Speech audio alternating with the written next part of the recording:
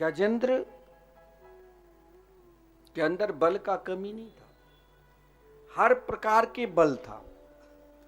आपके पास संपूर्ण पुरुषार्थ है, धन की भी कमी नहीं है, प्रतिष्ठा की भी कमी नहीं है, विद्या की भी कमी नहीं है, बल की भी कमी नहीं है और प्रभाव की भी कमी नहीं है। तब भी कहीं कुछ छूटा हुआ है तो छूटने के कारण हो सकता है पतन हो जाए,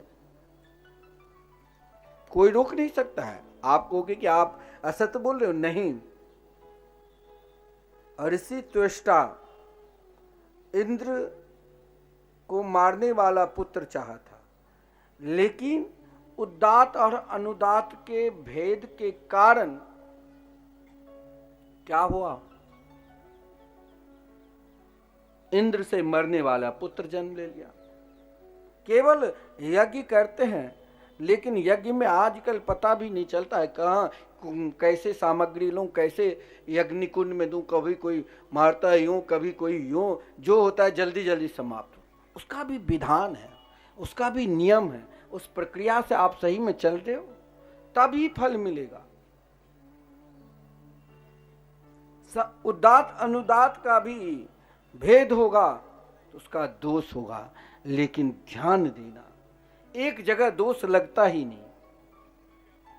चाहे महाराज मन से करो और चाहे बेमन से करो। बोले कौन सा दोष नहीं लगता है? वो है भगवान के नाम। वाल्मीकि पूर्ण रूप से श्री राम नाम नहीं लिया था, मरा मरा बोलकर वाल्मीकि ब्रह्म के समान हो गए। और महाराज महाराष्ट्र में तो वैसे तो संपूर्ण ब्रह्मांड में जो भी आप सत्कर्म करते हैं, जो भी संकल्प लेते हैं, पहले गणेश जी का आवाहन करते हैं। क्यों करते हैं, किस लिए करते हैं? ब्रह्मांड के सबसे अधिक भगवान के मंगलमय नाम में विश्वास यदि कोई किया तो श्री गणेश भगवान